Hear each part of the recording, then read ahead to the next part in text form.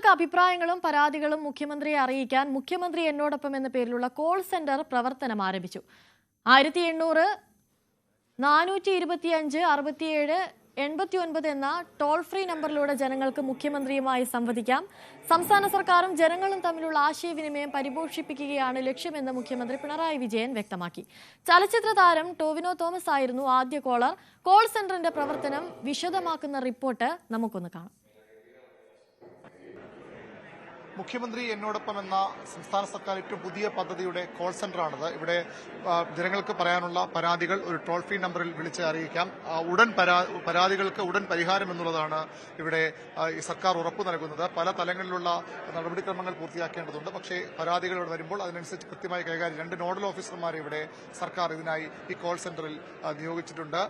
എങ്ങനെയാണ് ഈ call centre പ്രവർത്തനം മുന്നോട്ട് പോകുന്നത്? കോൾ സെന്ററിൽ ഒരേ സമയത്ത് 10 കോൾ എക്സിക്യൂട്ടീവ്സ് കോൾ അറ്റൻഡ് ചെയ്തുകൊണ്ടിരിക്കുന്നുണ്ട്. അവർ ഈ കോൾ എക്സിക്യൂട്ടീവ്സിന്റെ സേവനം എന്ന് പറയുന്നത് 24/7 ആണ്. അതായത് ദിവസത്തിൽ 24 മണിക്കൂറും ഈ കോൾ അറ്റൻഡ് ചെയ്യുന്നതിനുള്ള എക്സിക്യൂട്ടീവ്സ് ഇവിടെ വേണം. 24 മണിക്കൂറും ഉണ്ടാകും. ഷിഫ്റ്റ് അടിസ്ഥാനത്തിൽ 10 പേർ വീതം 24 മണിക്കൂറും ഈ കോൾ കണക്ട് ചെയ്യുന്നതിന് വേണ്ടി ഇവിടെ ഉണ്ടാവും. അവർ സ്വീകരിക്കുന്ന കോളുകൾ പരാതി ഇവിടെ രജിസ്റ്റർ ചെയ്ത് കഴിഞ്ഞാൽ അത് ഉടനെ തന്നെ ബന്ധപ്പെട്ട വകുപ്പിലെ നോഡൽ ഓഫീസർക്ക് സെന്റർ ഓഫീസേഴ്സിന് അത് കൈമാറും. അവരുടെ ലോഗിനിൽ വരും.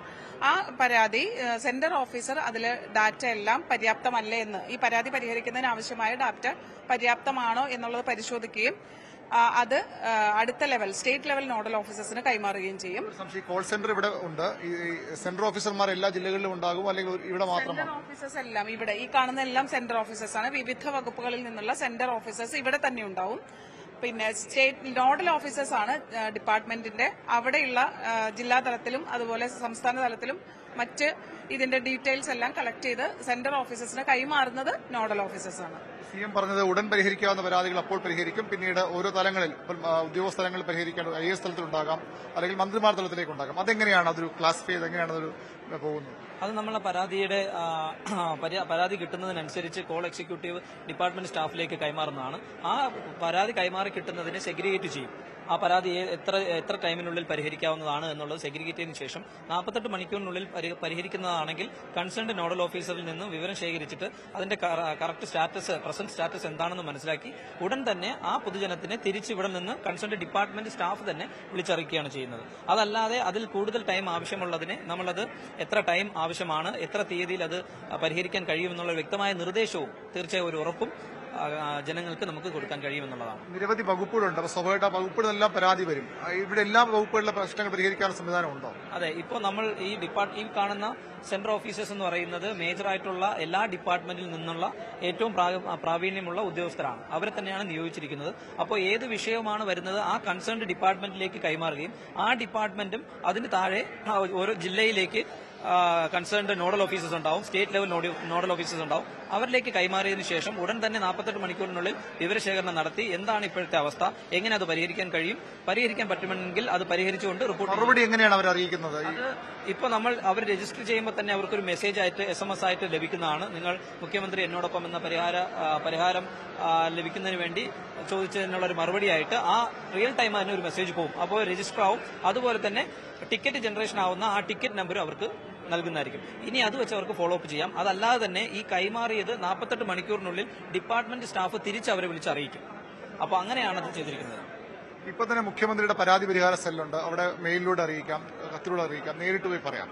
അതിൽ നിന്ന് എങ്ങനെയാണ് വ്യത്യാസം? ഇത്രത്തോളം സ്പീഡി അല്ലെങ്കിൽ കൂടുതൽ വേഗം എങ്ങനെയാണ് ഇത് വരുന്നത്? അല്ല, ഇത് നമ്മൾ ഇപ്പോൾ 48 മണിക്കൂറിനുള്ളിൽ തന്നെ നമ്മുടെ സെന്റർ ഓഫീസേഴ്സ് തന്നെ നേരിട്ട് CM-ന് വേണ്ടി ഈ ജനങ്ങളെ വിളിച്ച് വിവരം അറിയിക്കുകയാണ് ചെയ്യുന്നത്. അപ്പൊ അതുകൊണ്ട് തന്നെ നമുക്ക് മറ്റു തരത്തിലുള്ള ഡിലേ ഒഴിവാക്കിക്കൊണ്ട് വളരെ കൃത്യമായിട്ടുള്ള ഒരു ശൃംഖല നമ്മൾ ക്രിയേറ്റ് ചെയ്തിട്ടുണ്ട്. അപ്പൊ ആ നെറ്റ്വർക്കിലൂടെ വളരെ പെട്ടെന്ന് തന്നെ വിവരശേഖരണം നടത്തി നമുക്ക് ജനങ്ങൾക്ക് കൊടുക്കാൻ കഴിയുമെന്നാണ് നമ്മൾ പ്രതീക്ഷിക്കുന്നത്. പരാതി പരിഹാര സെല്ലിനേക്കാൾ കുറച്ച് വേഗം ഉണ്ടാകുമെന്നാണ് ഒരു ഗുണമായിട്ട് കാണേണ്ടത്. അതെ, വേഗത്തിൽ പിന്നെ ജനങ്ങൾക്ക് പെട്ടെന്ന് വളരെ വേഗത്തിൽ സർക്കാരിനോട് ആശയവിനിമയം നടത്താനുള്ള ഒരു ഉപാധിയായിട്ടാണ് നമ്മൾ ഇതിനെ കാണുന്നത്. ഉദ്ഘാടനത്തിന്റെ ഭാഗമായി മുഖ്യമന്ത്രി ഇന്ന് 2 നാളോട് സംസാരിച്ചു. അതുപോലെ മുഖ്യമന്ത്രി ഇടയ്ക്കെങ്കിലും ഇത്തരത്തിൽ ഡയറക്ട് കോൾ അറ്റൻഡ് അങ്ങനെ സംവിധാനങ്ങൾ ആലോചിക്കുന്നുണ്ട്. അല്ല ആലോചിക്കുന്നുണ്ട്. അത് ഹയർ ലെവൽ ഡിസിഷൻ വന്നതിന് ശേഷമാണ് തീരുമാനിക്കുന്നത്. പക്ഷെ തീർച്ചയായും അത് ചെയ്യുന്നതായിരിക്കും. സർക്കാർ നേരിട്ട് തന്നെ ജനങ്ങളുമായിട്ട് ആശയവിനിമയം നടത്തുന്നു എന്നുള്ളതാണ് ഇതിന്റെ ഏറ്റവും വലിയ പ്രത്യേകത. ഇത് പ്രിപ്പറേഷൻ എത്ര സമയം എടുത്ത് ചെയ്തതാണ്? കാരണം ഒരു കോൾ സെന്റർ ഉണ്ടാക്കുക, ഇവരെ കാര്യങ്ങൾ പഠിപ്പിക്കുക, അതൊക്കെ വലിയ കൃത്യമായ ഒരു പ്രോസസ് നടന്നിട്ടുണ്ട് ഭാഗമായിട്ട്. കൃത്യമായിട്ട് തന്നെ നമ്മുടെ കോൾ സെന്റർ എക്സിക്യൂട്ടീവ്സിനെ തെരഞ്ഞെടുക്കുന്നതിൽ ഉൾപ്പെടെ അതിൽ അവർക്ക് പരിശീലനം നൽകുന്നത്, നമ്മുടെ ഡിപ്പാർട്ട്മെന്റ് സ്റ്റാഫിനെ തെരഞ്ഞെടുക്കുന്നത്, അവർക്ക് വേണ്ട പരിശീലനം, എല്ലാ തലത്തിലുള്ള പരിശീലനങ്ങൾ പൂർത്തിയാക്കിയിട്ടുണ്ട്. അത് പ്രകാരമാണ് നമ്മൾ ഇപ്പോൾ ഇന്നത്തെ ഉദ്ഘാടനം നടന്നിട്ടുള്ളത്. അതിനുശേഷമാണ്. Thank you. ഏതായാലും ആ രീതിയിലാണ് വലിയ ക്രമീകരണങ്ങൾ, തയ്യാറെടുപ്പുകൾക്ക് ശേഷമാണ് ഇത്തരമൊരു കോൾ സെന്റർ, ഒരു CM മുഖ്യമന്ത്രി നേരിട്ട് ജനങ്ങളുമായി സംവദിക്കാൻ തരത്തിലുള്ള ഒരു പദ്ധതി സർക്കാർ ആസൂത്രണം ചെയ്ത് നടപ്പാക്കിയത്. അതിന്റെ വലിയ ഒരുക്കങ്ങൾ ഉണ്ടായിട്ടുണ്ട് എന്ന് തന്നെയാണ് ഈ ഉദ്യോഗസ്ഥർ വ്യക്തമാക്കുന്നത്. മുഖ്യമന്ത്രി തന്നെയാണ് ഇതിന്റെ ഉദ്ഘാടനം എന്ന് നിർവഹിച്ചത്.